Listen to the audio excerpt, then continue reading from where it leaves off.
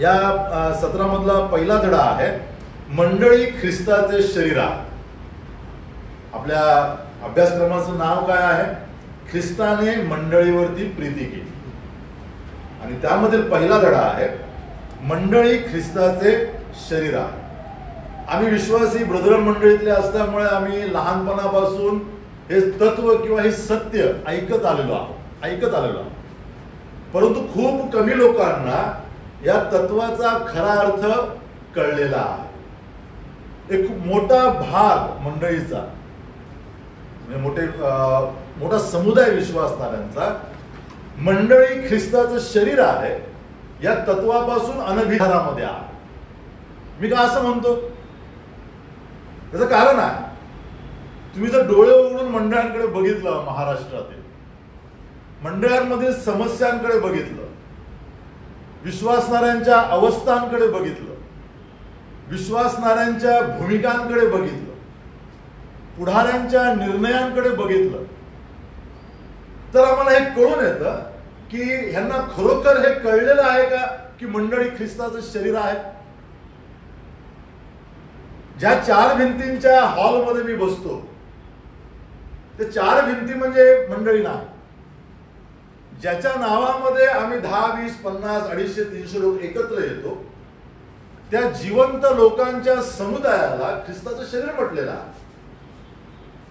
आणि त्याच्याविषयी पौलाने किंवा वचनामध्ये आम्हाला अतिशय गंभीर स्पष्टीकरण केलेलं आहे. पहिले कधी 12 अध्याय तुम्ही वाचलात तर त्या ठिकाणी पौल शरीराची उपमा देतो मंडळीला. ख्रिस्ताच्या शरीराला आमच्या अवयवांची उपमा देतो. म्हणजे ख्रिस्ताचं शरीर आहोत आम्ही. आणि प्रत्येक विश्वासणारा भाऊ आणि बहीण मंडळीचे व्यक्तिगतरित्या अंग आहे.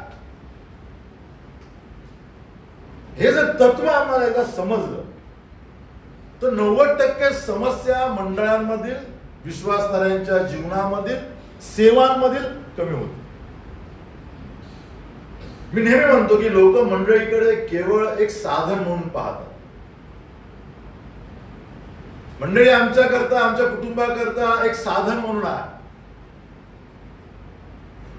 आमच्या मुलांचे बाप्तिस्मे असतील, समर्पणाचे कार्यक्रम असतील, आमचे विवाह असतील किंवा इतर काही गंभीर गोष्टी असतील, आमच्या घराचं ओपनिंग असेल, याकरता आम्हाला मंडळी नावाचा एक समूह हवा आहे. अनेकांनी या समूहाचा फायदा घेतलेला, परंतु त्या लोकांच्या जीवनाकडे पाहिल्यावरती असं कळतं की यांच्या जीवनातून मंडळी करता काहीच योगदान गेलं नाही. म्हणजे 20-40 वर्ष मंडळीचं शोषण केलंय यांनी. जेव्हा मंडळी हवी आहे तेव्हा मंडळी उपलब्ध झाली त्यांना. मंडळीतले सेवक, मंडळीतले पुढारी, मंडळीतले बंधुजन, मंडळीतल्या बहिणी उपलब्ध झाल्या, परंतु व्यक्तिगत पातळीवरती त्या कुटुंबाकडून किंवा त्या कुटुंबातील सदस्यांकडून मंडळी करता काहीच निघालं नाही.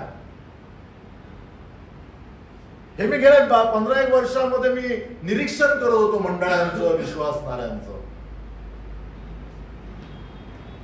मला जवळजवळ 14 वर्ष झाली सेवेमध्ये. त्या कालखंडात मी 4 जिल्ह्यांमध्ये सेवा केली.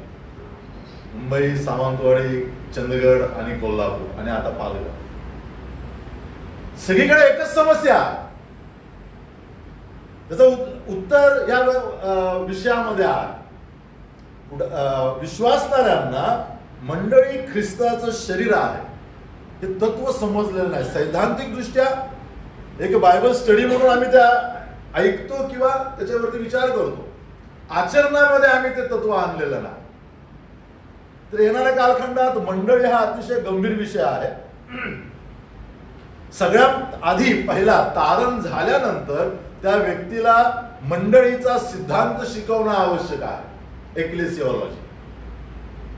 प्रभूचे सेवक सायलस नायर यांनी त्यांच्या पुस्तकामध्ये असं लिहिलं की थिओलॉजी मध्ये अनेक सब्जेक्ट आहेत. ख्रिस्टोलॉजी आहे, सोटेरोलॉजी आहे, एंजिओलॉजी आहे. या सगळ्या सब्जेक्ट्स मध्ये शेवटचा विचार मंडळी शास्त्राचा केला जातो, एक्लेसिओलॉजीचा केला जातो.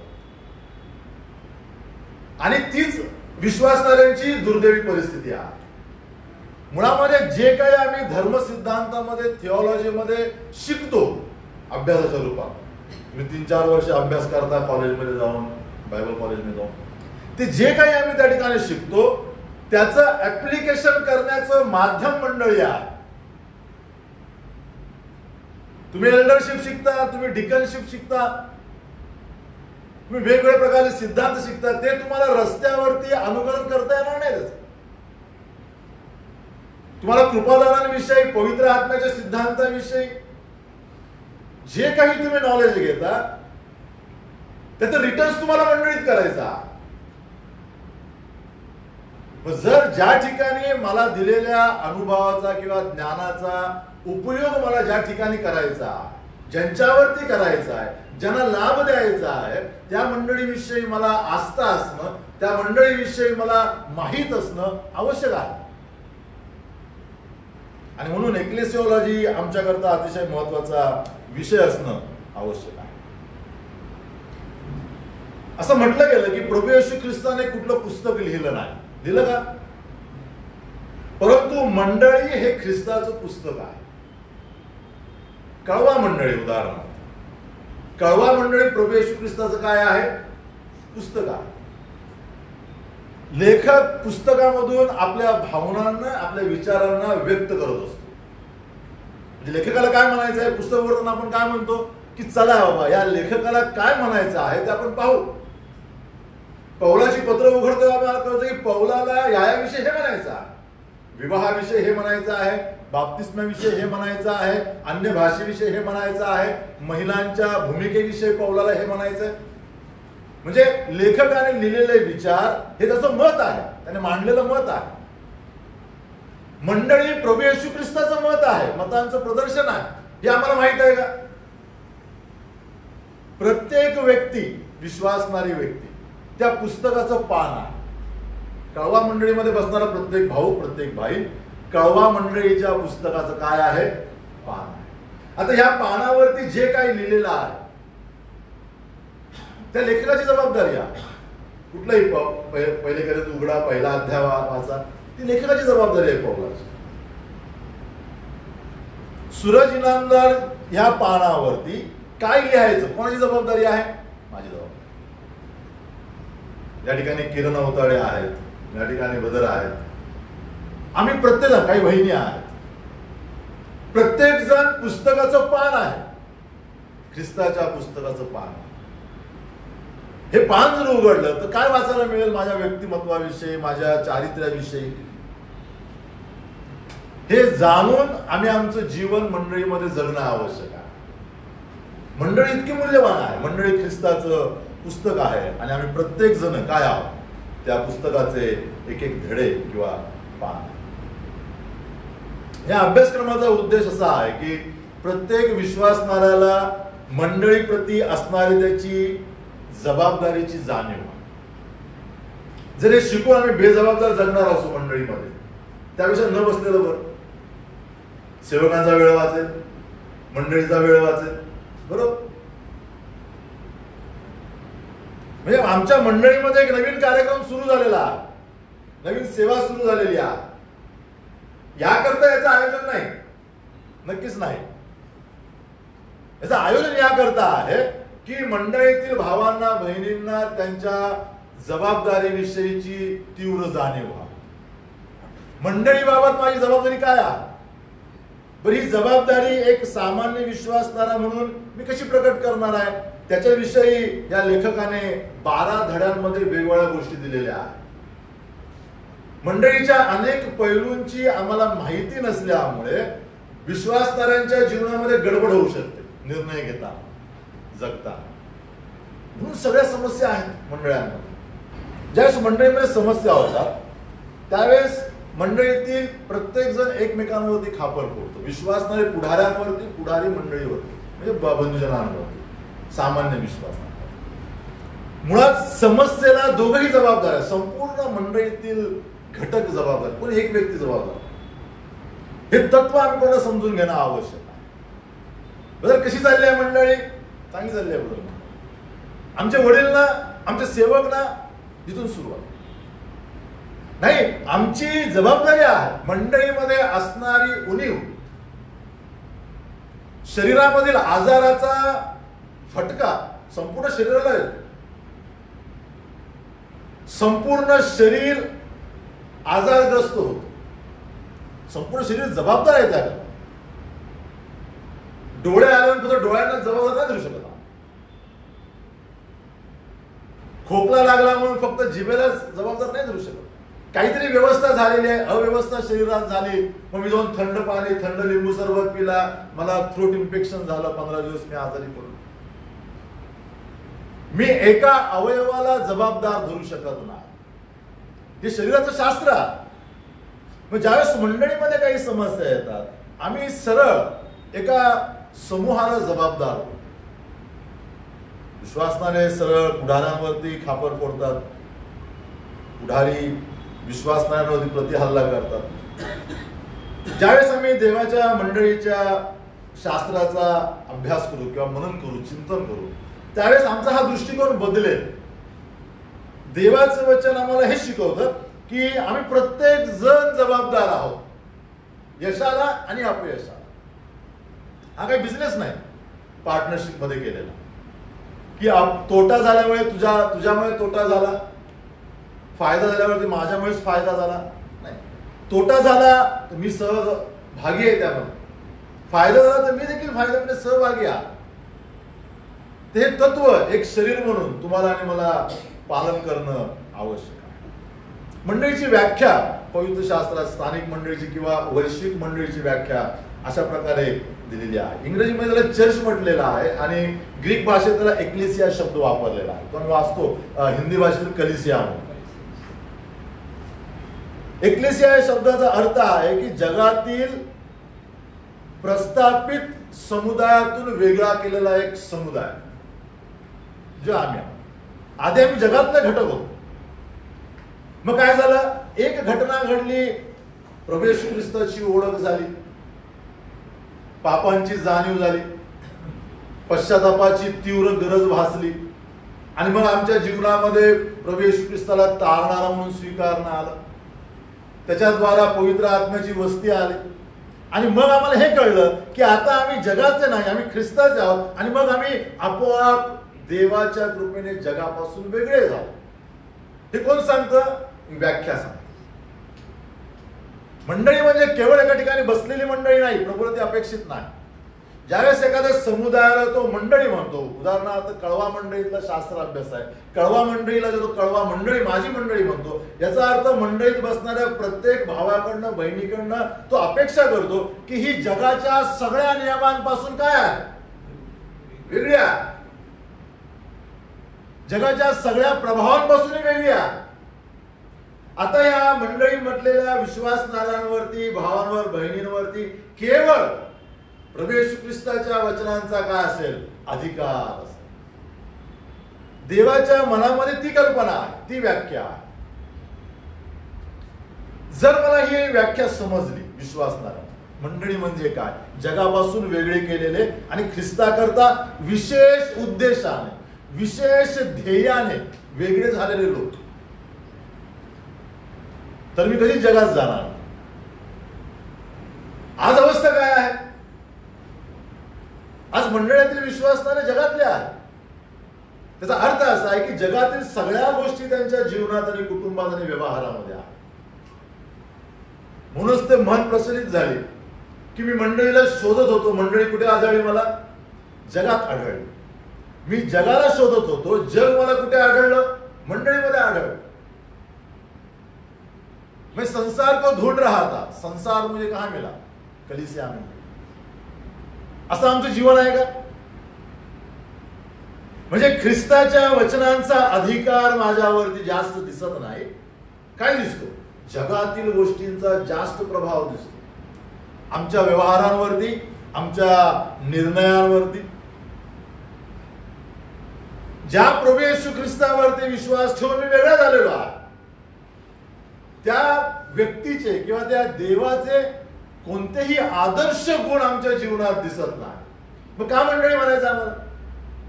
हा प्रश्न विचारणं आवश्यक आहे. म्हणजे ज्यावेळेस आम्ही मंडळी या व्याख्येवरती थोडा विचार करू, त्यावेळेस हे प्रश्न आमच्या अंतःकरणात उपस्थित होणं आवश्यक आहे. मी मंडळीचं शिराचं अंग आहे का?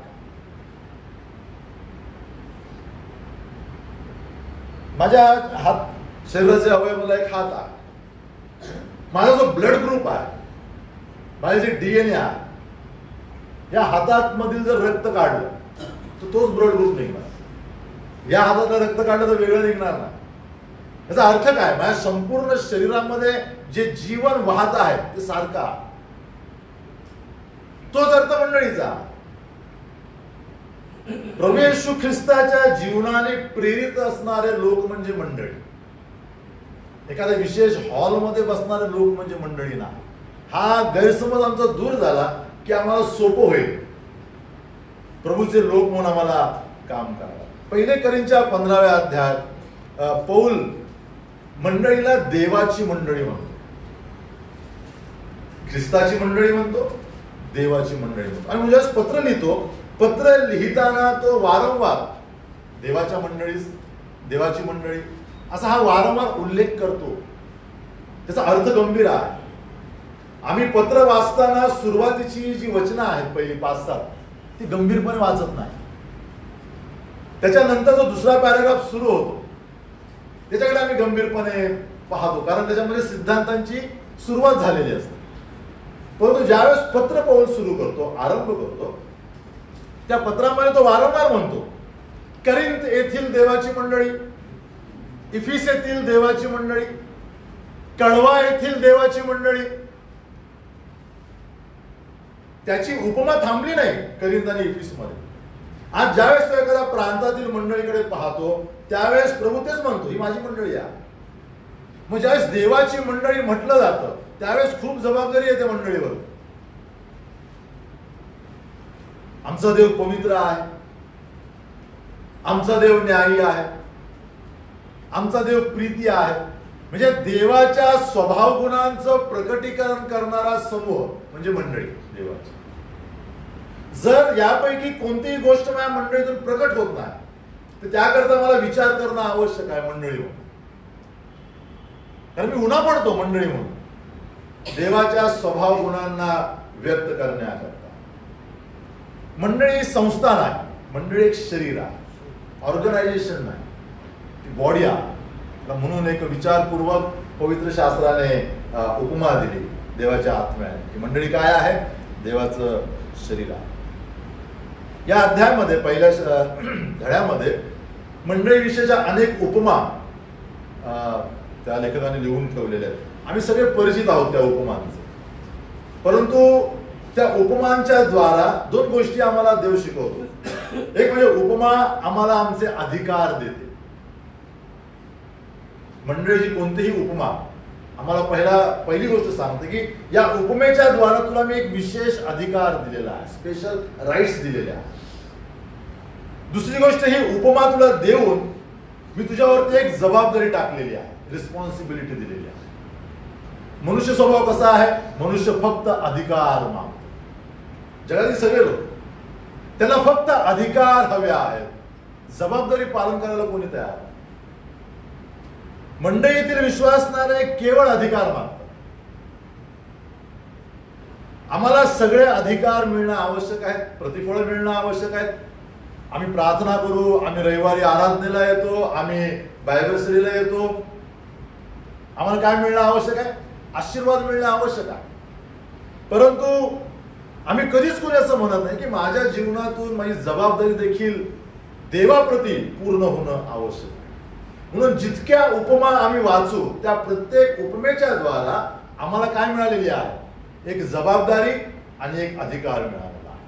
पहिली उपमा आपण पाहणार योहानाचा 10वा अध्याय आणि जो 16 वचन. या मेंढवारातील 9 ते अशी माझी दुसरी मेंढरे आहे, तीही मला आणली पाहिजे.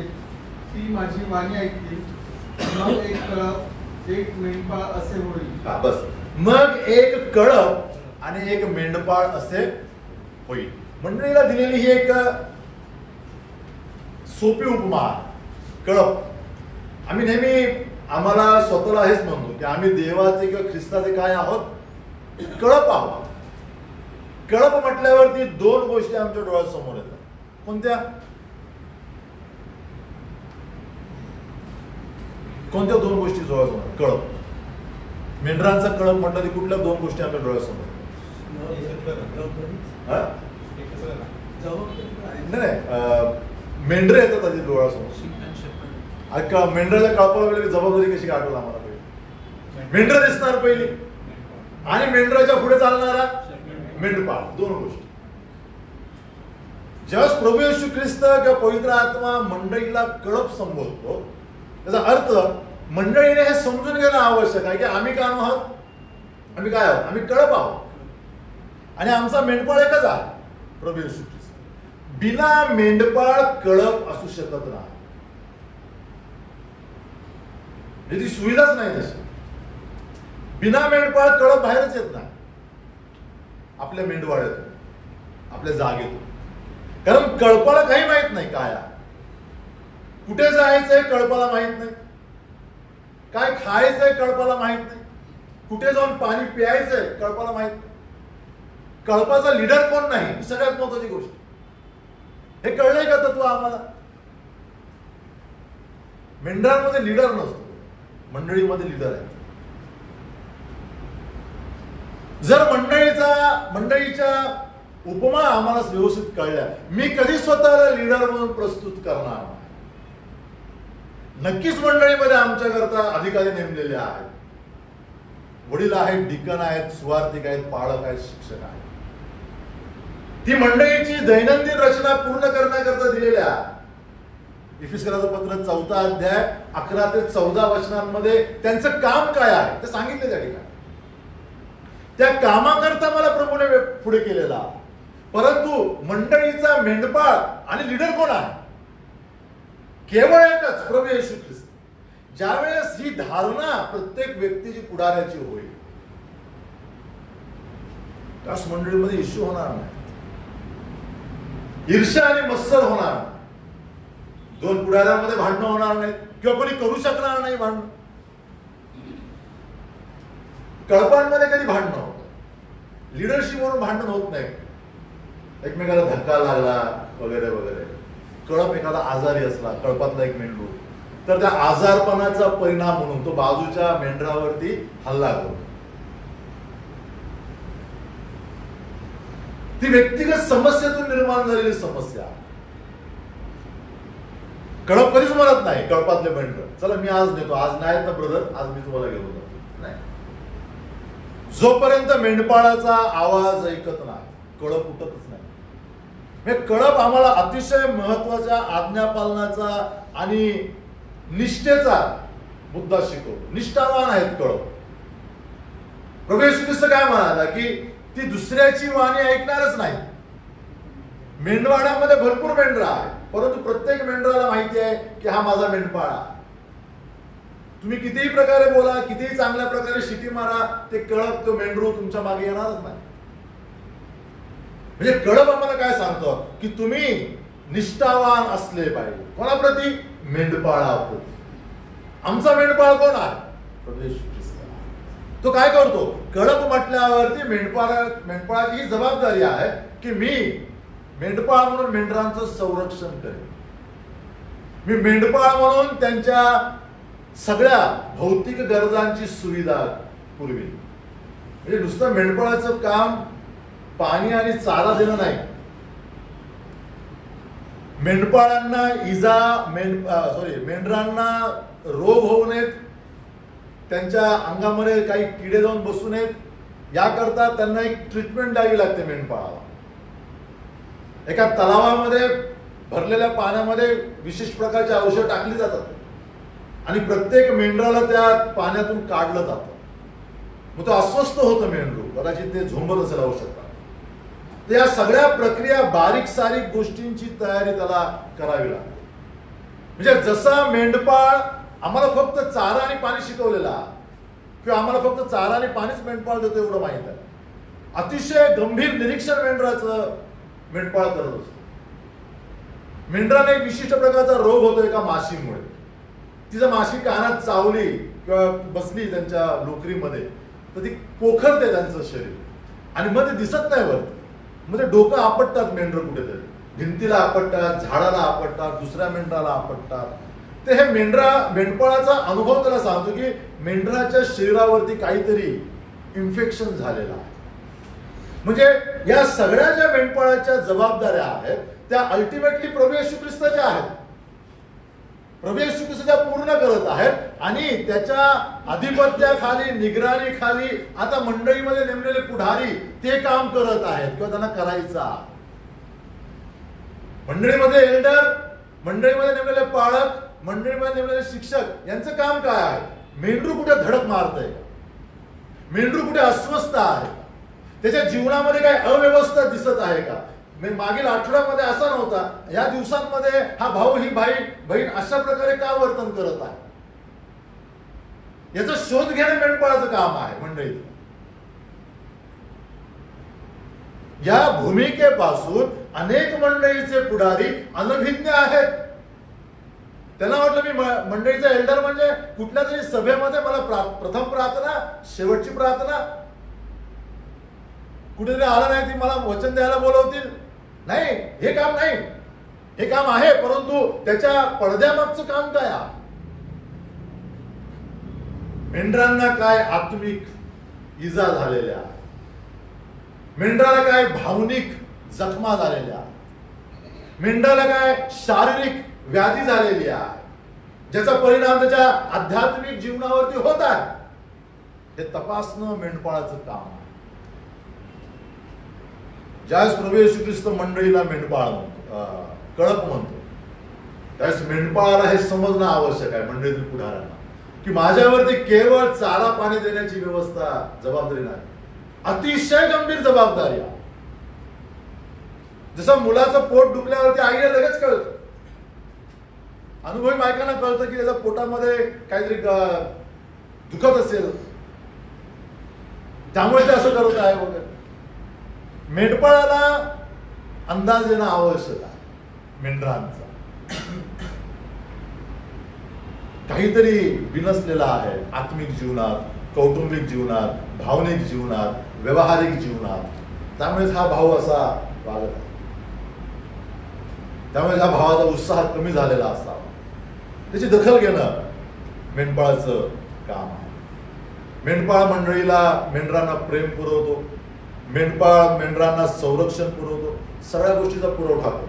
तसाच प्रभू येशू ख्रिस्त मंडळीला प्रेम, संरक्षण आणि सगळ्या भौतिक आध्यात्मिक गोष्टींचा पुरवठा करणार आहे, हे अभिवचन आम्हाला दिलेलं आहे. आणि म्हणून मेंढर म्हणून, कळप म्हणून मला ख्रिस्ताच्या अधीनतेत चालायचा. इथे जर आम्ही कमी पडलो तर आम्ही आशीर्वादित होणार नाही. म्हणजे वर्षभर, आयुष्यभर बसा, मी जर ख्रिस्ताच्या अधीनतेमध्ये चालत नाही तर मला आशीर्वाद नाही. मंडळीचे आशीर्वाद, कळपाचे आशीर्वाद मेंढपाळाच्या अधीनतेमध्ये आहेत, हे विश्वासणाऱ्यांना समजणं आवश्यक आहे. विश्वासणारे पावलं पावली अधीनता मोडतात ख्रिस्ताच्या वचनाची, ख्रिस्ताच्या नियमांची, ख्रिस्ताच्या सिद्धांतांची, आणि अपेक्षा करतात की आम्हाला आशीर्वाद मिळावा, आम्ही फलद्रूप व्हावे. कधीच होणार नाही. मेंढपाळाचा आशीर्वाद, मेंढपाळाचं संरक्षण, मेंढपाळाचं प्रेम त्या मेंढराला कधीच मिळणार नाही जे मेंढरू मेंढपाळाच्या मागे चालावयास तयार नाही, तो सांगेल तिथे बसावयास तयार नाही, सांगेल तिथे जावयास तयार नाही, त्या मेंढराला कधीच त्याचा अनुग्रह मिळणार नाही. ही आमच्या मनाशी पक्की गाठ बांधून घेणं आवश्यक आहे. माझे आशीर्वाद सर्वस्वी माझ्या आज्ञा पालनावरती अवलंबून आहेत, कारण मी मंडळीचा कळपाचा एक मेंढरू आहे आणि माझा मेंढपाळ प्रभू येशू ख्रिस्त. माझी निष्ठा जर प्रभू येशू ख्रिस्ता बरोबर असेल तर मंडळीतल्या पुढाऱ्यांबरोबर पण असेल.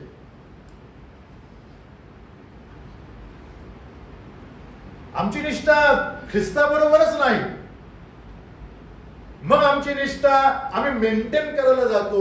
याकोब म्हणतो त्याप्रमाणे माणसांचे चेहरे पाहून, माणसांची प्रतिष्ठा पाहून, त्या आधारावरती आम्हाला आशीर्वाद मिळणार, त्या आधारावरती मंडळीमध्ये आध्यात्मिक दृष्ट्या फलद्रूप होणार नाही. कदाचित तुम्हाला मीटिंग्स मध्ये जास्त बोलवतील, कॉन्फरन्स मध्ये जास्त बोलवतील, वेगवेगळ्या कार्यक्रमाला प्रचारक म्हणून जास्त बोलवतील, नाही, त्याच्यावरती आमचा आत्मिक यश अवलंबून नाही. प्रभू त्या गोष्टीकडे पाहतच नाही. प्रभूचे परिमाण, प्रभूच्या मेजरमेंट्स वेगळ्या आहेत. पहिला मुद्दा, पहिली उपमा आम्ही पाहत आहोत, मंडळी कळप आहे. कळपाच्या या उपमेच्या द्वारा आम्हाला अधिकार दिलेला आहे प्रभू येशू ख्रिस्ताचं प्रेम मागण्याचं. ते लिहित असाल तर लिहून, प्रभू येशू ख्रिस्ताचं संरक्षण मागण्याचं. या जगात चालत असताना भौतिक, आत्मिक, भावनिक सगळ्या गोष्टींचा पुरवठा मागण्याचा अधिकार दिलाय. तुम्ही मागा, आम्हाला तुम्हाला दिलं जाईल, कारण तुम्ही माझा कळप आहात, मी तुमचा मेंढपाळ आहे. आता जबाबदारी, मेंढपाळाच्या अधीनतेमध्ये चाल. डावी उजवीकडे जायचं नाही. जर मी मेंढपाळाच्या अधीन आहे तरच मी या अधिकाराचा हकदार. तुझा कुठलाही अधिकार नाही आम्हाला प्रेम मागण्याचा. प्रभू करतो प्रेम, तो भाग वेगळा. परंतु ज्यावेळेस मी जबाबदाऱ्या मोडतो त्यावेळेस मी नैतिक दृष्ट्या अधिकार मागण्याचा लायक राहतो. ज्यावेळेस मी माझी जबाबदारी पूर्ण करतो, मला मागावं लागत नाही.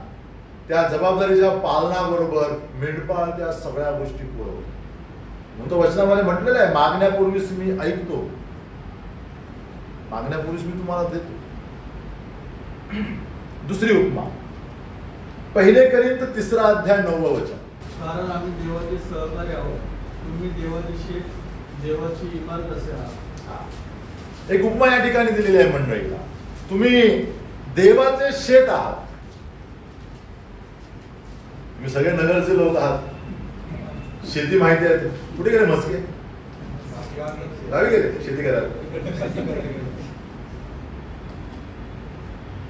शेताशी आम्ही चांगले परिचित आहोत. देवाचं शेत म्हटलेलं आहे, माणसाचं नाही. आपण माणसाच्या शेताकडे पाहू. एक माणूस शेताची मशागत कशी करतो. तिच्या जनरेशनचा जन्म अतिशय खराब आहे. ह्याला शेतामध्ये घेऊन फिरवून आणलं पाहिजे. बघा, अशी नांगरणी होते, अशी ढेकळं फोडली जातात, त्याच्यामध्ये मग खुरपणीमध्ये पेरणी होते. कालांतराने मग त्याला अंकुर फुटतात. नंतर आणखी जबाबदारी आहे त्या आलेल्या पिकाचं संरक्षण करणं, जनावरांनी खाऊ नये म्हणून त्याला वेगळ्या प्रकारची बांधणी करणं, आणि मग कापणी करणं, मग साठवून ठेवणं. हे सगळे एका शेतकऱ्याची जबाबदारी आहे. आता पवित्र आत्मा या ठिकाणी मंडळीला काय उपमा होतो? मंडळी देवाचं शेत आहे. प्रत्येक विश्वासणारा एक एक बीजाप्रमाणे आहे, अंकुरलेल्या बीजाप्रमाणे. बीज अंकुरत है ना, पेरलं जातं मग अंकुरत. आम्ही त्या प्रकारचे बीज आहोत, त्या प्रकारचे रोपटे आहोत. जसा एक शेतकरी आपल्या शेताची काळजी घेतो, मुलाप्रमाणे काळजी घेतो शेताची, तसा देव आपल्या मंडळी रूपी शेताची काळजी घेतो. आमच्या जीवनामध्ये चांगलं पीक यावं ही देवाची योजना आहे किंवा देवाची अपेक्षा आहे. कुठला शेतकरी हे अपेक्षित करत नाही की माझं शेत पडीक राहावं, भरलेलं शेत असावं अशी त्याची अपेक्षा.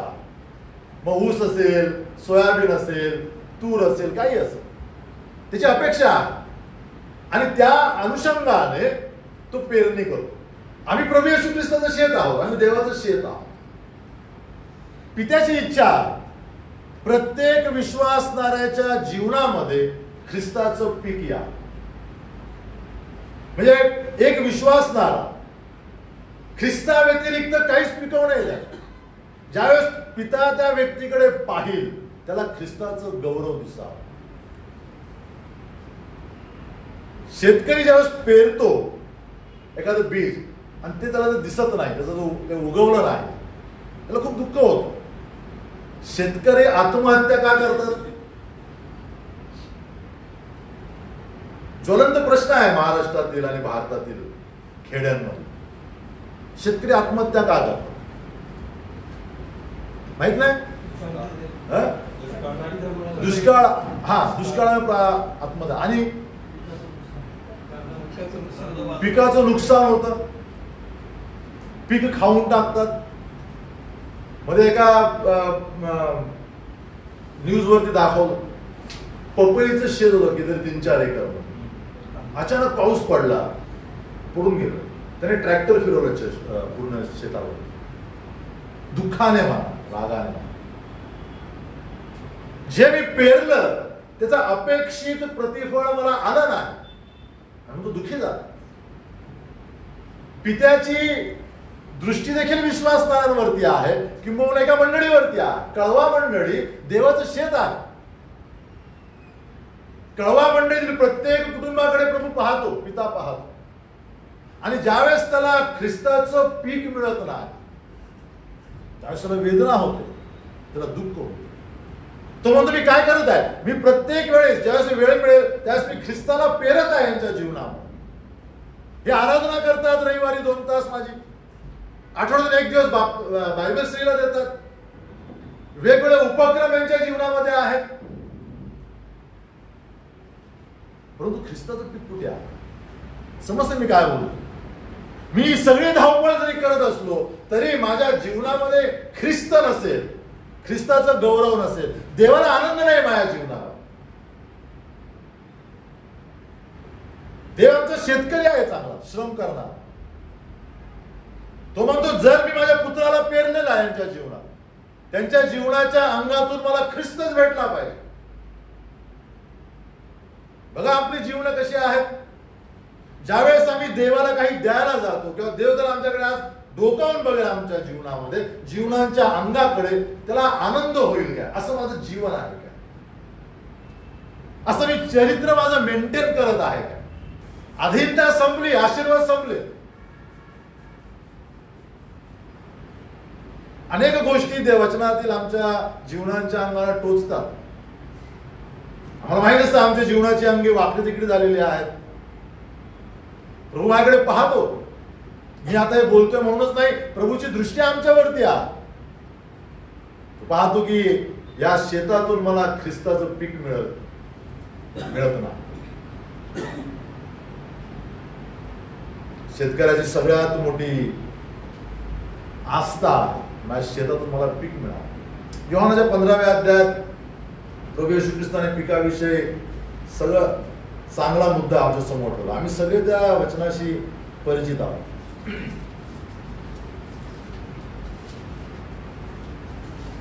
8वं वचन वाचतो मी बघा. योहान 15:8.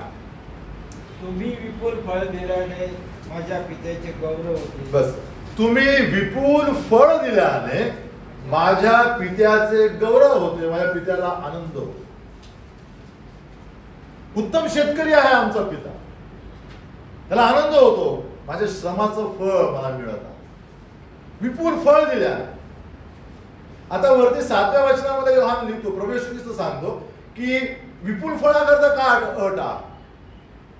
तुम्ही माझ्यामध्ये राहिला व माझी वचने तुम्हामध्ये राहिली तर जे काही तुम्हाला पाहिजे असेल ते मागा, म्हणजे ते तुम्हाला प्राप्त होईल. विपुल फळाची अपेक्षा अट आहे. विश्वासणारा ख्रिस्तामध्ये राहणं आवश्यक आहे आणि ख्रिस्ताची वचने त्याच्या जीवनात राहणं आवश्यक आहे. मी नित्य शास्त्र अभ्यासाला हजर राहत असेल तर तो पुरावा नाही ख्रिस्ताची वचने माझ्या जीवनात आहेत. विश्वासणाऱ्यांचं चालणं दाखवतं की हा ख्रिस्ताशी संलग्न आहे की नाही. विश्वासणाऱ्यांच्या जीवनातील निर्णय दाखवतात, घडामोडी दाखवतात की याच्यामध्ये ख्रिस्ताचं वचन आहे की नाही. ते एकच टेस्ट आहे विश्वासणाऱ्यांना तोलण्याची. ज्यावेळेस आम्हाला कळतं की प्रभूच्या वचनांच्या बाहेर डावीकडे उजवीकडे जाऊन निर्णय घेतला गेलेला आहे, त्यावेळेस आम्हाला अधिकार आहे सांगण्याचा की हे ख्रिस्तापासून नाही.